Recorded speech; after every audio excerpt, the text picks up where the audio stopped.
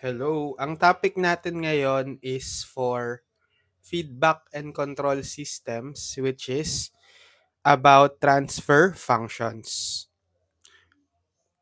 So in the previous lessons, we defined the Laplace transform and its inverse.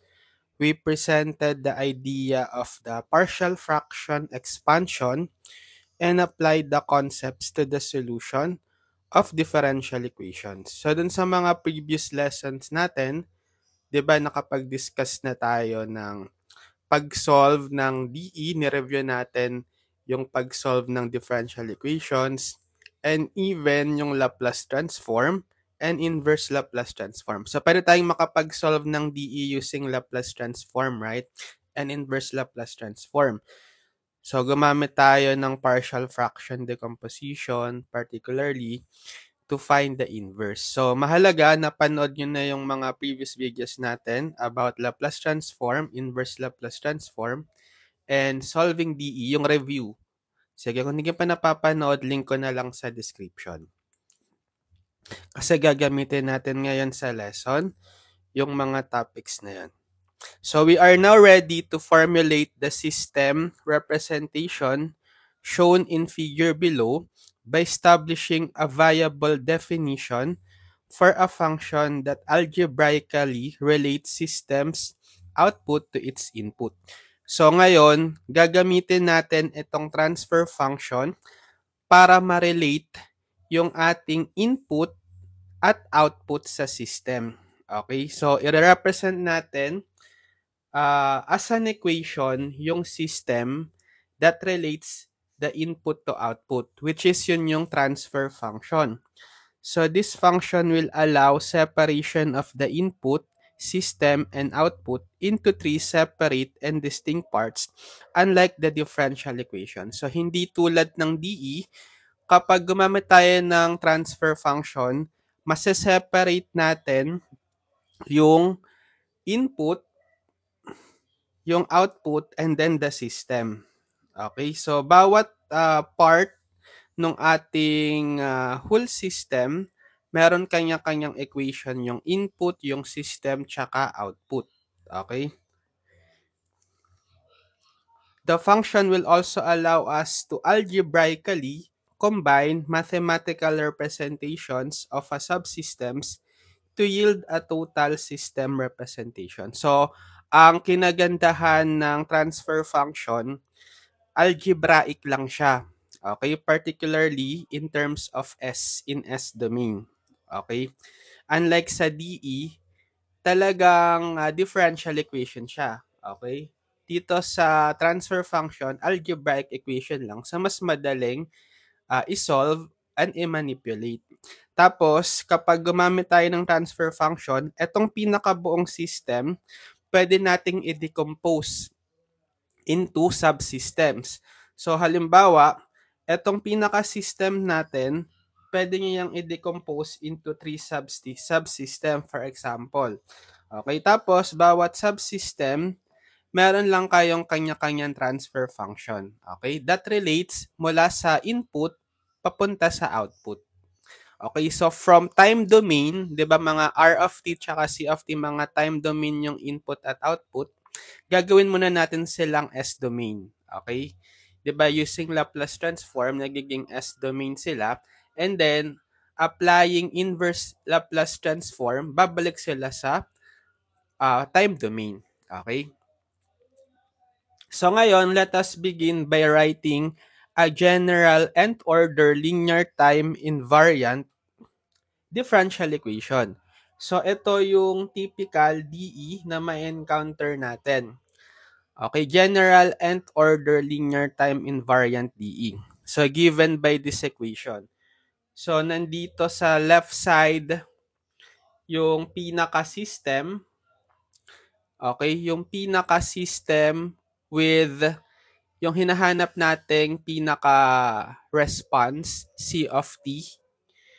Okay? Tapos sa right side, yung pinaka-input, equation ng input, given by R of t. C of t is the output, R of t is the input. Okay? Yan. So, etong mga A sub n minus 1, A sub naught, B sub m minus 1, B sub naught. Usually, mga constant yan. Okay, multiplied by the nth derivatives of yung output C of t and the input R of t. So, where C of t is the output, yun nga, R of t is the input, and the A sub i's, B sub i's, and the form of the differential equations represent the system. So, yung magdi-differentiate sa system is yung mga coefficients. Yung A sub n minus 1, A sub naught, B sub n, B sub m minus 1, B sub naught. Okay, so depende sa values ng mga A sub i's and B sub i's, yung magiging response din ng system. Okay? So ngayon, paano natin i-derive yung transfer function? So given this differential equation, which is mahirap talaga tong manipulate or i-solve, right? Mas mahaba yung process. So gagawin natin, kukuhain natin yung Laplace transform ng both sides. Ito. Pag kinuha natin yung Laplace transform ng both sides, so dito, kuhain nyo yung Laplace transform. Diba, parang nagsosolve lang tayo ng DE using Laplace transform. Okay? So, applying linearity property, pwede nyong i-distribute yung Laplace transform operator on both sides. So, anong i-apply natin kapag Laplace transform ng derivatives? Yung formula natin, di ba? Na-discuss ko yon. Na-review natin yung Laplace transform of derivatives. So, particularly dito sa left side, ang mangyayari, dito sa A sub n, nth derivative ng C of t with respect to t, magiging A sub n s to the n C of s. Right? Tapos magiging capital C of S na yung C of T kasi Laplace transform na natin. Actually, meron pa siyang kasunod na term, di ba? Yung meron ka pang initial condition, yung magiging ano pa to, minus what? S, kung ano yung inyong n, babawasan nyo ng 1, n, S, n minus 1, tas F of, or C of 0 plus S sub n minus 2 until makareach kayo ng C of 0. Kaso hindi ko na isusulat, ito na lang yon. Sinama na natin dito plus the initial condition terms involving C of t. Okay, ganun din gawin nyo dito sa second term. Ang pinakasinulat na lang natin is yung A sub n minus 1, S raised to n minus 1 C of S. Yung mga initial condition niya, sinama ko na dito. Initial condition terms involving C of t. Plus until, ito, yung pinakadulo, Laplace transform ng A sub naught C of t is A sub naught C, capital C of S. Okay? Ganun din sa right side. So, ang pinakasinulat na lang din natin is for example, sa first term, Laplace transform ng B sub n d to the mr of t with respect to t is yung B sub m s raised to m times the capital R of S. So, magiging Laplace transform na yung R of t natin. Capital R as a function of S. Tapos, yung initial condition, sinama na natin dito. Initial condition terms involving R of t. Okay? Tapos, sa second term, plus Laplace transform nito is V sub m minus 1, S raised to m minus 1, R of S. This is M. Sorry, ano pala to? M. Iba yung nasulat ko. Hindi to N.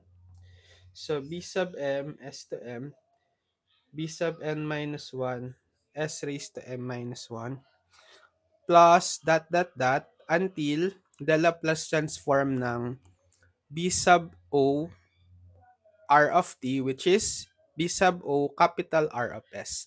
Tapos, lahat ng mga initial condition, nilagay natin dito. Okay, next.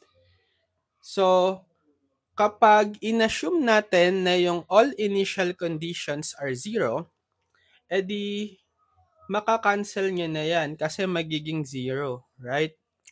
Assuming that all initial conditions are 0. So, ang matitira, etong terms na lang na to. Sa left side, eto. So, finactor lang natin yung C of S kasi common sa bawat term. Okay, magiging ganyan siya. Tapos sa right side, eto na lang matitira. Okay. Pinactor lang din natin yung R of S. Okay. Tapos, getting the ratio of C of S to R of S. Bale, cross multiplication lang. Cross multiply nyo dito si R of S. Cross multiply nyo ditong term na to. Ito, dito sa denominator nung kanan. Ito yung magiging ratio ng C of S over R of S given by this expression. So this is the transfer function G of S. Okay, so ito yung formula natin sa transfer function. Notice that this equation separates the output C of S, the input R of S, and the system, the ratio of the polynomials in the right. So, di ba, using transfer function, na-separate natin yung output, tsaka yung input, and then yung pinaka-system, yung polynomial, ratio ng polynomials, yan yung nagde-define sa system, yung transfer function. And we call the ratio G of S as the transfer function nga. And evaluate it with 0 initial condition. So, yung inassume natin kanina na 0 initial conditions, in-apply natin dito. Okay? Just to simplify the transfer function. So, the transfer function can be represented as a block diagram as shown in figure below, with the input on the left, the output on the right, and the system transfer function inside the block. Okay. Kapag na-represent nyo as a block diagram yung transfer function, so ganito lang siya gawin. Ilagay nyo sa box or sa block yung pinaka-transfer function relating yung input tsaka output. So, nasa left side yung input, tapos nasa right side yung output. Bale, using the ratio C of formula C of S over R of S is equal to the transfer function, let's say G of S, makukuha nyo yung value ng C of S equal to, so the transfer function G of S, cross multiply nyo si R of S, bale G of S times R of S. So notice that the denominator of the transfer function is identical to the characteristic polynomial of the differential equation. Okay, 'di ba yung denominator natin, ito sa transfer function, siya yung characteristic polynomial nung pinaka-system, yung differential equation. And also, we can find the output C of S by using, okay, ito. C of S is equal to G of S, R of S. Yan. So, kapag nagdodrawing kayo ng block diagram, ganyan lang palagi. So, box for the transfer function, sulat nyo yung na-derive yung transfer function sa loob ng box. Ito yung mathematical equation or representation ng systems relating yung input. Pag input, lalagay nyo sa kaliwa, tapos yung output lalagay nyo sa kanan. Okay. So, yon. So, para ma-illustrate natin yung concept ng transfer function, mag-solve tayo ng problems.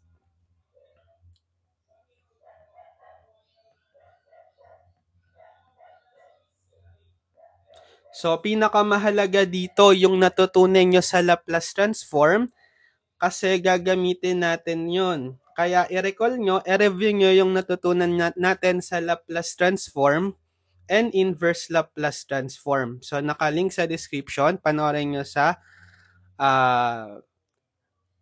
playlist natin sa Consist or sa Advanced Math, Advanced Engineering Mathematics. Okay, number 1, find the transfer function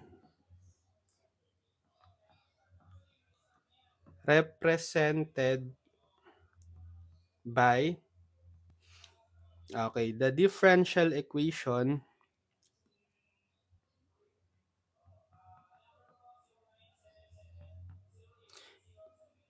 dc of t over dt plus 2c of t equals r of t, assuming zero initial conditions. So, ito yung given natin. Copy. Hanapin daw natin yung transfer function.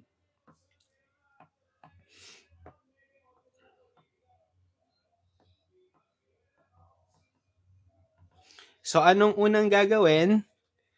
Kuhain nyo yung Laplace transform ng both sides. Laging ganon. First step. Get the Laplace transform ng both sides. Laplace transform. So, distribute nyo yung Laplace transform. Laplace transform ng derivative ng c of t with respect to t. So, applying yung formula, Laplace transform of derivatives, dahil first derivative siya, dapat s to the first or s na lang, then times the Laplace transform ng c of t. Magiging capital C of s na siya. Then minus, ito yung sinasabi ko, yung kapag isasama natin yung mga initial condition. Diba, magiging s to the 0 times c of 0. Right? Or, s to the 0 kasi wala na yun. 1 na lang. Next, ito yung Laplace transform ng dc of t over dt. How about the Laplace transform ng 2c of t? So, yung 2 constant, copy nyo lang. Then, get the Laplace transform ng c of t. Eh di capital C of s lang, right? Equals, how about the Laplace transform ng r of t? So, gagawin nyo lang capital R of s. So, dahil yung initial conditions natin is 0, kaya siya tinawag na initial condition kasi nga, yung time natin is 0. 'Di ba? Initially, when we say initial condition, ang time is 0. Dapat daw yung mga mga initial condition, ang value is 0. So, itong C of 0, kapag in-evaluate nyo yung mga function, either the output or the input at 0, laging 0 yung value. So, anong matitira dito? Magiging S, C of S, plus 2, C of S is equal to R of S. So, factor out natin si C of S. Okay, pag finactor out si C of S, magiging sa first term matitira is S, plus sa second term matitira is 2, equals R of S. 'Di ba? Ang kinukuha natin is yung transfer function, TF, let's say, equal to G of S, which is the ratio ng output, C of S, over the input. Bale, cross-multiply na lang natin, or i-multiply ko to both sides by what? Multiply natin both sides by R of S times S plus 2. Right? Or cross-multiply nyo dito si S plus 2, cross-multiply nyo dito si R of S. So, dito, pag ginawa natin, multiply natin both sides by 1 over R of S times S plus 2, sa left side, makakancel si S plus 2. Matitira is C of S over R of S. Then, equal, so dito sa right, cancel si R of S. Matitira is 1 over S plus 2, which is the G of S. So, ito yung sagot. So, pag dinrawing nyo yung block diagram, okay, yung nasa loob ng box or yung block is yung transfer function, 1 over S plus 2. Tapos, dito yung input, R of S. sa kaliwa, tapos dito yung output, C of S. Block diagram. Okay. Next, number 2. So use the result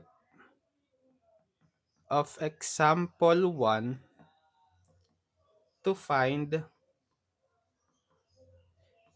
the response C of t to an input R of t equals U of t, a unit step assuming zero initial condition.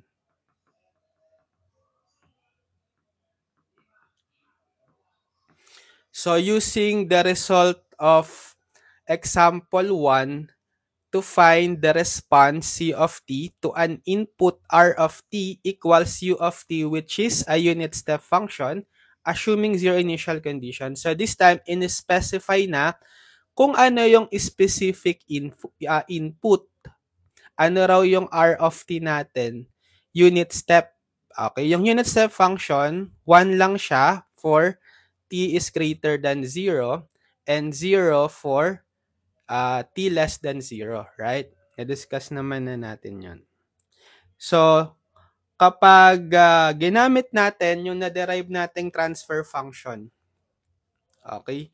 So, yung R of t daw natin is U of t. So, di ba, yung ating transfer function C of S over R of S is equal to 1 over S plus 2. Okay? Or, C of S is equal to 1 over S plus 2 times R of S. Cross-multiply nyo si R of S. Pero, ang ating R of t is U of t. Makukuha natin yung kanyang pinaka Laplace transform kasi alam natin yung R of t, unit step. Diba pag unit step, it means 1, equal to 1. So, getting the Laplace transform ng R of t,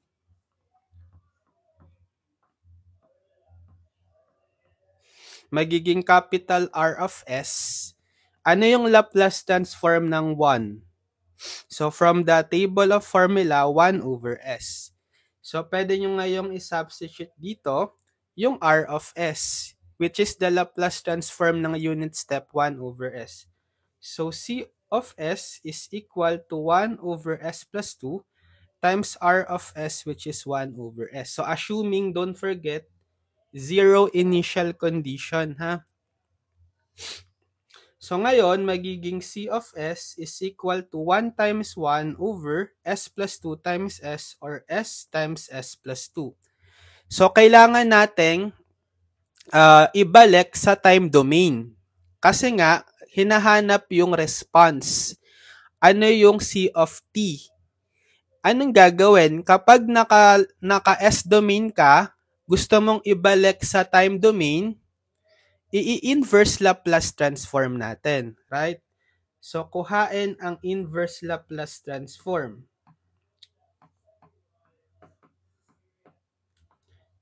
Getting the inverse Laplace transform or ILT of both sides. So, ito naman yung notation ng inverse Laplace. Lalagyan nyo ng negative 1, yung capital L. So, kapag in-inverse Laplace transform yung C of S, babalik na siya sa C of t, small c of t. The problem is how to find the inverse Laplace ng 1 over S times S plus 2. So, gagamit na tayo ng partial fraction decomposition, di ba?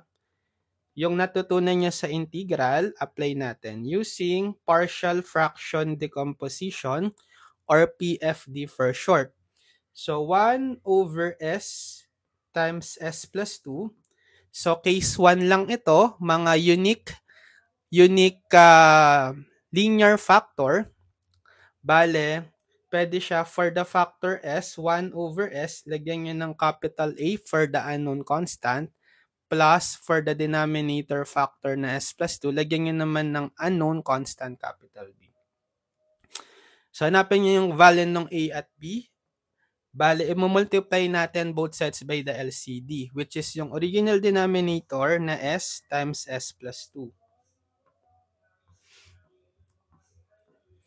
So, 1 over s times s plus 2 times the LCD cancel.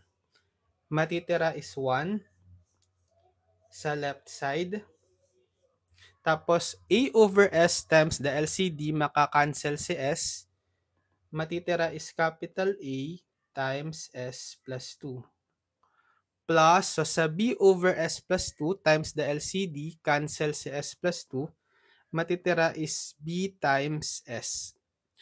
So, pwedeng two method, pwedeng yung equating coefficients, or kung gusto niya yung cover-up method, or yung magsasubstitute kayo ng value ng s para ma-solve yung isang unknown capital A or capital B.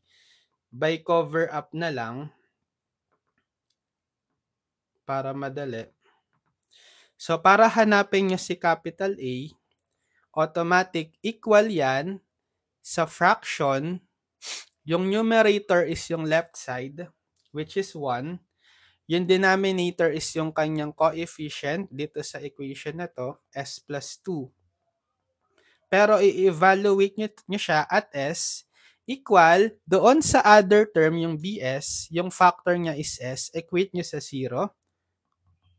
So therefore, at value of s equal to 0. So evaluate nyo yung 1 over s plus 2 sa 0, palitan nyo yung s ng 0, 1 over s 0 plus 2 or 1/2.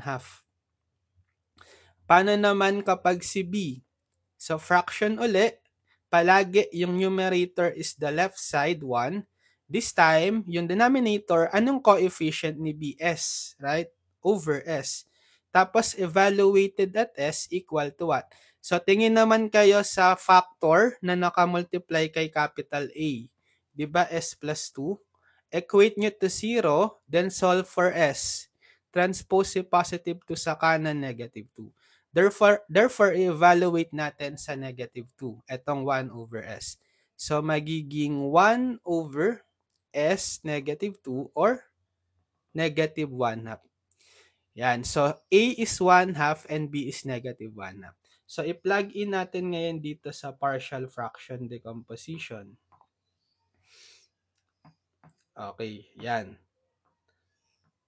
Bale, yung A, palit nyo ng value niya, which is positive 1/2. Tapos si B, negative 1/2, substitute nyo. So, kapag kinuha natin yung inverse Laplace, di ba yung C of t, yan ay nasa left side. Inverse Laplace ng C of S, C of t. Problem na lang is yung inverse Laplace nito, which is in terms of yung partial fraction decomposition niya, ito na siya. Mas madali nang i-inverse Laplace.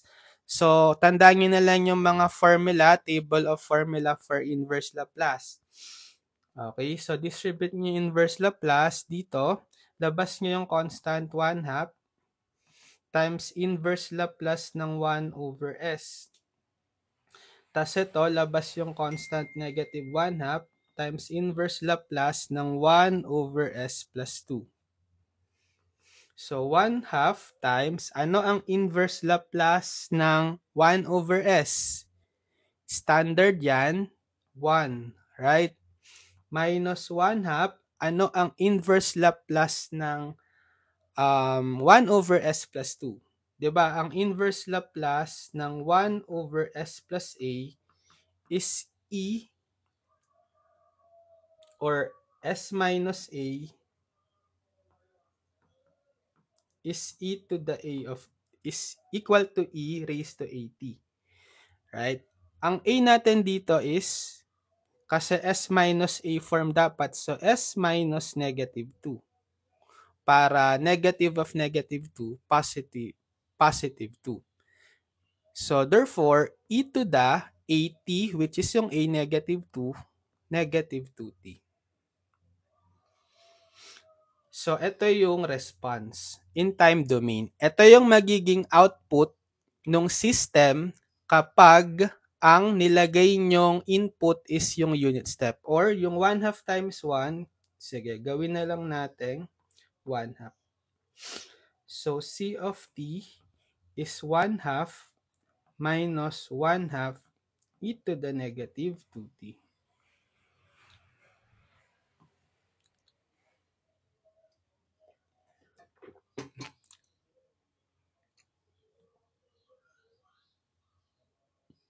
Okay, gets? Next.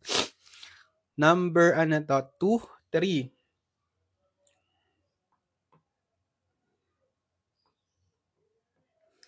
Okay, for number 3,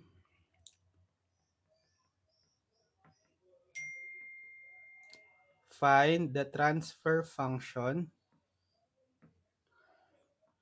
g of s equals c of s over r of s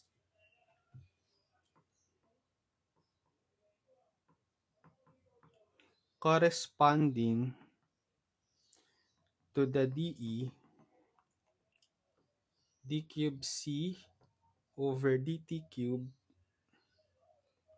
plus 3d squared c over dt squared plus 7dc over dt plus 5c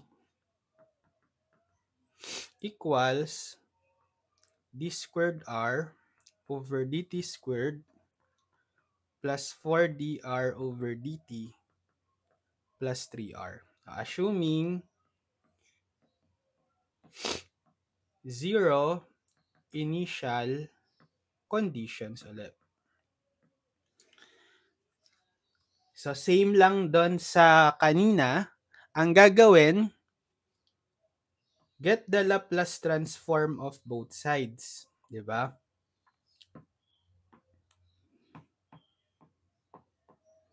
Okay, get the Laplace transform ng both sides. Okay. So, dito, sa left side, distribute. Ano yung Laplace transform ng d cube c over dt cube? Applying Laplace transform of derivatives. So, magsisimula ka sa s cube times Laplace transform ng c of t, capital C of s. Tapos, minus, babawasan mo yung exponent na 3 ng isa, magiging s squared. Imo-multiply mo sa c of 0. Right? Next, minus. Babawasan mo uli yung power ng s ng isa. So, magiging s to the first. This time, imo-multiply mo sa c prime of 0. First derivative ka naman. Then, lastly, minus. So, s to the 0, or wala na yung s kasi 1 na lang yung s to the 0. Then, times second derivative ng c evaluated at 0. So, pinakita ko lang kung ano talaga yung pinakagagamitin yung formula. Pero dahil assuming 0 initial condition, ang mangyayari, ang magiging prevalent term lang talaga yung first term. Kasi nga, etong mga c of 0, c prime of 0, c double prime of 0, dahil 0 initial condition, makakancel kasi mga 0. Right? Pero sige, para ma-recall nyo yung talagang pinakagagamiting formula for Laplace transform of derivatives. Next, dito naman sa Laplace transform ng 3d squared c over dt squared. So, 3, okay, plus 3 times the quantity, Laplace transform ng d squared c. So, bale, magsisimula ka sa s squared. Kung ano yung inyong degree or ano yung order ng derivative, yun yung highest power ng s. So, second derivative tayo sa s squared. Then, times the c of s. Then, minus, so s, c of 0. and then minus s to the 0, s to the 1, tapos s to the 0 or 1 na lang, wag nyo na isulat. Then last term is yung first derivative ng c evaluated at 0. Then plus, so dito sa 7 dc over dt, so 7 times Laplace transform ng first derivative, bali s to the first kasi first derivative, right? Or s. Then capital C of s, then minus s to the 0 or 1 times c evaluated at 0. Then plus 5c. So 5 times capital C of s kasi wala naman siyang derivative eh. Then equal Laplace transform ng right side, so distribute nyo yung Laplace transform operator. So R naman tayo. Again, Laplace transform of derivatives. Bale, sisimulan nyo sa s squared kasi second derivative. Capital R of s naman kasi R na yung ating dependent variable. Then minus s tapos R of 0 minus R prime of 0 plus 4 times dr over dt. So 4 times Laplace transform ng dr over dt, first derivative. So s to the first times r of s, then minus r of 0. Tapos last, plus Laplace transform ng 3r, bale plus 3 r of s.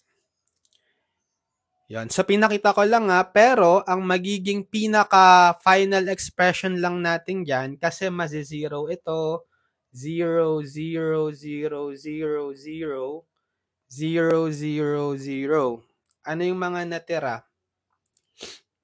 S cube, C of S, ito pag in-distribute nyo, plus 3, S squared C of S, ito pag din-distribute nyo yung 7, plus 7S C of S, and then plus 5C of S. Equals, dito naman, S squared R of S, tapos ito, distribute the 4, plus 4S R of S, and then plus 3R of S. So, ito lang talaga yung matitira kapag zero initial condition. Tapos, i-factor out nyo si C of S dito, bale S cubed plus 3S squared plus 7S plus 5 times the quantity C of S. Then equal, i-factor out nyo naman si R of S sa right side, bale S squared plus 4S plus 3 times C of S, R of S. So, ang hinahanap is the ratio ng C of S over R of S. Yan yung transfer function G of S. Sige, i-cross multiply ko na lang si R of S dito sa denominator ng left side. Tapos, itong terms na to, itong 4 terms na to, polynomial, i-cross multiply ko pababa sa denominator ng right side. So, magiging C of S over R of S is equal sa right side S squared plus 4S plus 3 then over yung i-cross multiply natin sa denominator etong S cubed plus 3S squared plus 7S plus 5. So this is the transfer function. Okay, pag dinrawing nyo yung block diagram niyan,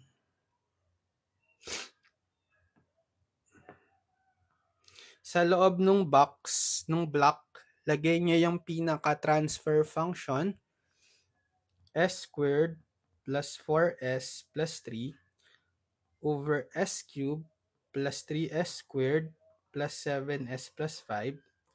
Then dito sa kaliwa yung input, R of S. Sa kanan yung output, C of S. Block diagram.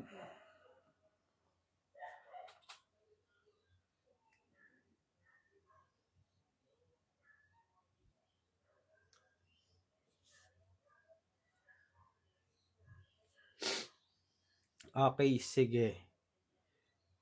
Number 4.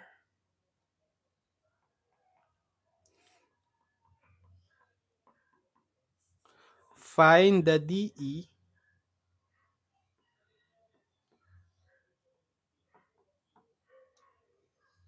corresponding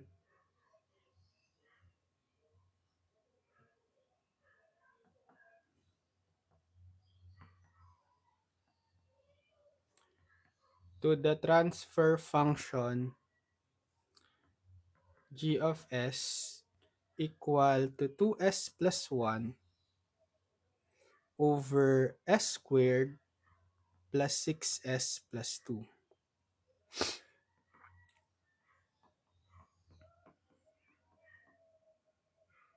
Okay, baliktad ngayon. Ang given is yung pinaka-transfer function na g of s equal to c of s over r of s equal sa 2s plus 1 over s squared plus 6s plus 2. Hanapin daw natin yung DE. So from S domain, ko-convert natin to time domain yung DE. Hanapin natin. So paano yon? So bale, apply nyo lang yung, di ba, yung formula C of S over R of S is equal to G of S 2S plus 1 over S squared plus 6S plus 2. So, i-cross multiply nyo dito si S squared plus 6S plus 2 sa left side. I-cross multiply nyo si R of S sa 2S plus 1 sa right side. So, magiging, unahin ko tong S squared plus 6S plus 2 times C of S equals sa right side 2S plus 1 times the quantity R of S. Okay, i-distribute nyo ngayon tong C of S pati si R of S. Bale, S squared C of S plus 6S C of S plus 2 C of S equal, distribute yung R of S, 2S R of S plus 1 R of S, R of S. So, kuhain nyo yung inverse Laplace. Get the inverse Laplace transform of both sides.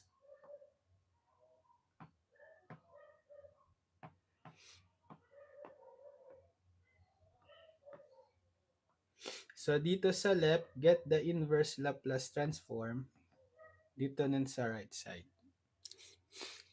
So, pag distribute nyo yan, inverse Laplace transform ng S squared C of S plus, so yung 6 constant gilid nyo, inverse Laplace transform ng S C of S plus yung 2 constant, gilid nyo na lang, times inverse Laplace transform ng C of S. Tapos dito rin, distribute, bale yung 2 constant, igilid nyo na lang, inverse Laplace ng S, R of S, plus inverse Laplace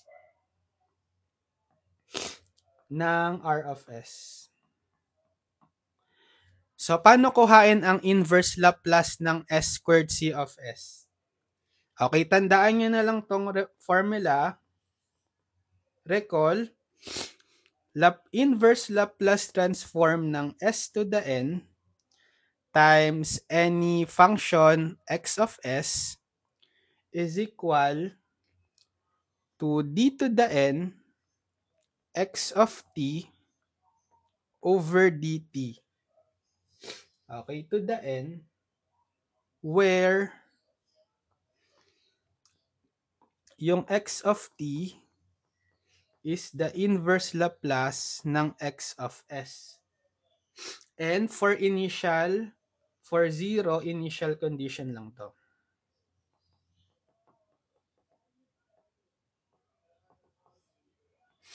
So, dinerive lang to sa Laplace transform of derivatives.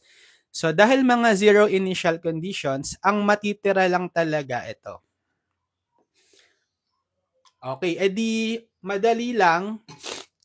May pattern lang tayo. Ang inverse Laplace transform ng s squared c of s, applying this formula is, bale, nth derivative ng pinaka inverse Laplace transform ng c of s, c of t. Kung ano yung exponent ni s, 'di ba? N 2. So second derivative ng inverse Laplace ng c of s, c of t. Right? So inverse Laplace ng s squared c of s is second derivative ng c of t over dt squared. Okay, yun lang. Plus 6 times inverse Laplace ng SC of S. So, S to the first, ibig sabihin, first derivative lang nung C of T, ang inverse Laplace transform nito. So, D C of T over dt. Plus, so 2 inverse Laplace ng C of S. So, wala kang power of S, edi automatic C of T lang. So, 2 times C of T. Then equal, so dito naman sa right side. Ganun din. So 2 times inverse Laplace ng SR of S. So S to the first derivative ng R of T. Yung inverse Laplace ng R of S. So dR of T over dt. Plus inverse Laplace ng R of S. Eh di wala kang power of S, so R of T lang. Or kung gusto nyo, yung automatic naman mga function of time, kahit alisin nyo yung mga parenthesis ng t, bale, pwede siyang d squared c over dt squared plus 6dc over dt plus 2c is equal to 2dr over dt plus r. Pwede rin ganyan.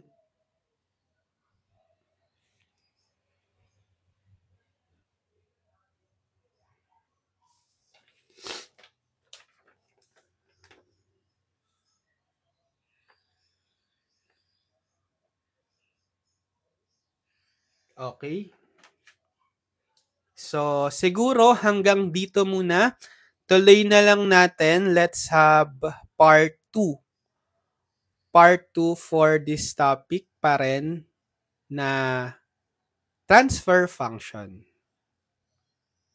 Okay, sige. So, abangan nyo yung next part nito. Follow lang kayo sa ating account para manonotify pag may video tutorial tayo next time. And subscribe na rin kayo sa ating YouTube channel, Engineered Math. Ililink ko na lang sa description yung mga video tutorials natin. Tsaka yung pinaka-playlist nitong subject feedback and control systems para mapanood nyo lahat ng mga video tutorials natin dito sa Consys. Simula sa unang lesson hanggang sa last lesson. Pati yung pinaka-playlist ng Consys na rin, lilink ko sa description para meron kayong reference video tutorial playlist from our YouTube channel, Engineered Math, sa buong subject na feedback and control system. Okay, so good luck sa mga nagtitake ng feedback and control systems. Kaya nyo yan, mag-solve lang ng maraming problems, practice, and panoorin nyo lang yung mga video tutorials ko sa YouTube. Okay, sige. So, see you on my next video tutorial. God bless everyone. Padayon, future engineers. Bye-bye.